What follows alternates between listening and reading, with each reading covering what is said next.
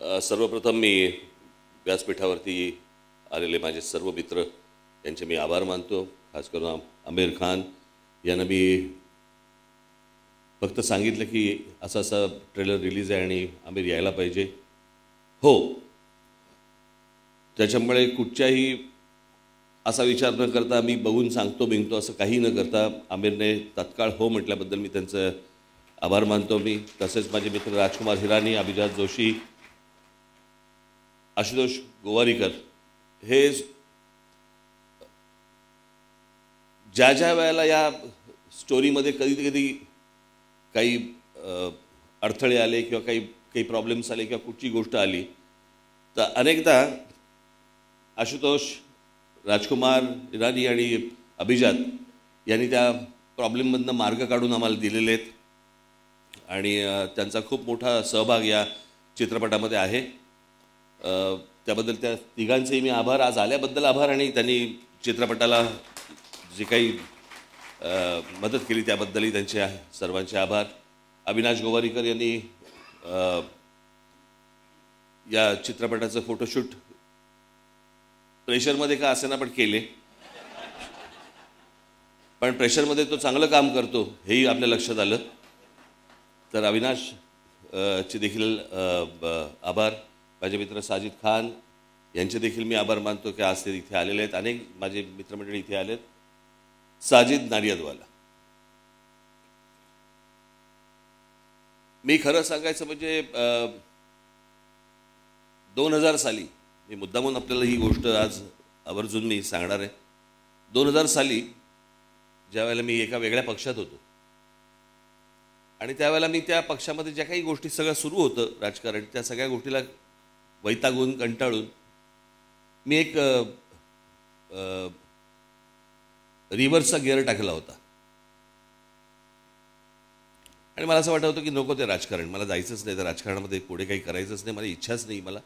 आणि मला असले काहीतरी गोंधळ बिंदळ घालून मला काही करायचं नाही, मी राजकारण हळूहळू सोडून देतो, मला कुठचे धक्केही द्यायचे नव्हते, काही करायचं नव्हतं. त्यावेळेला मी, साजिद नाडियादवाला आणि आम्ही अनेकदा सतत भेटायचो, बोलायचो. आपल्याला फिल्म प्रोडक्शन कंपनी सुरू करायची, मला फिल्म सुरू करायचे, मला फिल्म प्रोड्यूस करायचे वगैरे वगैरे. एके दिवशी मी पुन्हा राजकारणामध्ये वळण्याचं कारण हे साजिद नाडियादवाला आहेत.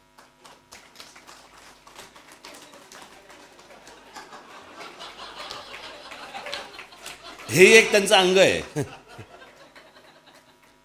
नाही, त्यांनी मला फक्त एकदाच एकच गोष्ट सांगितली कि राजभाई, मैं प्रोड्यूसर हूँ, प्रोड्यूसर किस तरह से काम करता है मुझे मालूम है, क्या क्या करना पड़ता है मुझे मालूम है. राज ठाकरे प्रोड्यूसर बनके वो सारी चीजें करते हुए मैं देख नहीं पाऊंगा. आप जहां पे हो आप वहां पे रहो, फिल्में तो बनती रहेगी, आगे भी बनाएंगे, अभी भी बनाएंगे. आणि त्याच्यानंतर मग परत मी राजकारणामध्ये इन्व्हॉल्व झालो, मग परत सगळ्या गोष्टी सुरू झाल्या आणि आज इतक्या वर्षांनी आज एक प्रोडक्शन कंपनी सुरू केली आणि ही प्रोडक्शन कंपनी सुरू करताना मला तेजस्विनी पंडित भेटल्या, साजिद नाडियादवाला तर होतेच, आणि या सगळ्या ह्याच्यात मराठी फिल्म, मराठी चित्रपट, उत्तम चित्रपट मराठीमध्ये बनत आहेत. परंतु ज्या प्रकारचे इतर रिजनल फिल्म्स ज्या प्रकारच्या मोठ्या होताना दिसत आहेत त्या प्रकारे आपल्याला मराठी फिल्म देखील मोठी करणं, मोठी बनवणं ही गरजेची आहे, आवश्यक आहे, असं आम्हा सगळ्यांनाच वाटत होतं. आणि त्याच्यामधनं ही एक नंबर नावाचा चित्रपट आज उभा राहिला. इथे केदार शिंदे आलेत की नाही मला माहिती नाहीत, आलेत का केदार शिंदे? परंतु मी त्यांचेही देखील आभार मानेन, कारण एक नंबर हे टायटल त्यांनी दिलं, त्यांनी सांगितलं की हे त्या टायटल असावं. आज इथे टीममध्ये काम करणारे सगळ्यांनीच मेहनत घेतली. आज अजय अतुल इथे आहेत. अजय अतुल यांच्याबद्दल मी आता काय सांगणार, किती वर्ष आपण एकत्र काम करतोय, त्याला काय. मग अजय आणि अतुल यांना मी असं म्हटलं की ताक पण कळतं आणि ताडी पण कळते. हां, म्हणजे चांगलं चांगलं करायचं गाणं का झिंगवालं करायचं गाणं, दोन्ही गोष्टी त्यांना पटकन कळतात. त्याच्यामुळे माझे अनेक वर्षापासूनचे मित्र आहेत ते आज या प्रोडक्शन कंपनीचे ते देखील एक साथीदार आहेत.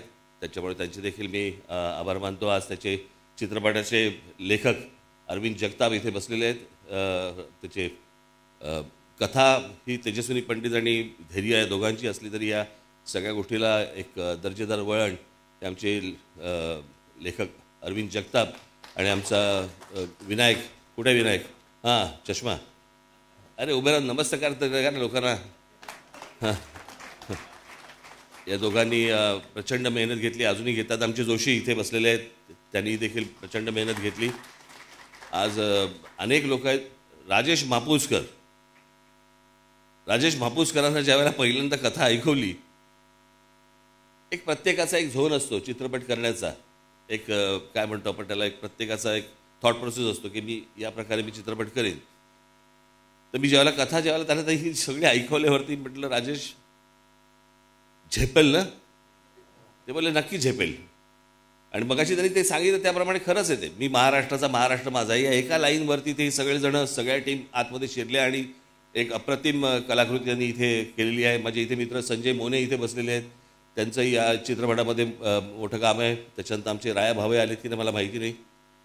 राया भावे असतील, आमचे पुष्कर श्रोत्री असतील, अनेक जण आहेत. माफ करा कोणाचं नाव राहून गेलं असेल तर आमचे अजित भुरे इथे आहेत बसलेले. संजय मेमाणेंना मी खूप सुरुवातीपासून त्यांना खूप त्रास दिला की कशा प्रकारची कलर स्कीम पाहिजे वगैरे. आणि मेमाणेंनी अर्थातच ते उत्तम DOP आहेतच, परंतु मी काही त्यांना त्रास दिला त्याबद्दल त्यांना काही त्रास झाला नसेल अशी माझी अपेक्षा आहे. अनेक लोकांना मी थोडा बहुत त्रास दिलेला आहे, त्याबद्दल मी आजच्या दिवशीच मी जरा दिलगिरी व्यक्त करतो. नंतर सांगू नका. परंतु हा चित्रपट एक उत्तम चित्रपट झालेला आहे. तेजस्विनी, धैर्य हे सर्व, राजेश मापुसकर, अजय अतुल हे सर्व, दुसरे आमचे कुणाल करण ते देखील त्यांनी देखील एक या चित्रपटात एक गाणं केलेलं आहे. त्यांचे देखील आभार मानतो. आणि या चित्रपटाची सगळी टीम, या सर्व टीमला मी मनपूर्वक शुभेच्छा देतो.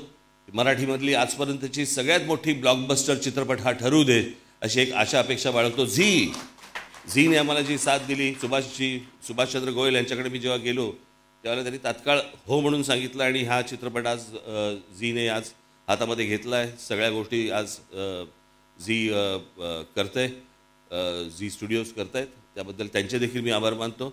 अजून कोणाचे राहून गेले असतील तर मला कळवा, मी जाहीर त्यांची आभार मानायला तयार आहे. अरे वर्धा भाभी हाच इकडे आहेत. मगाशी आमिरने साजिद भाईंना विचारलं की वर्धा, तो बोले हाँ प्रोड्यूसर है. तो बोले क्यों? बोले पुतले जलेंगे तो उसके जलेंगे, मेरे नहीं जलेंगे.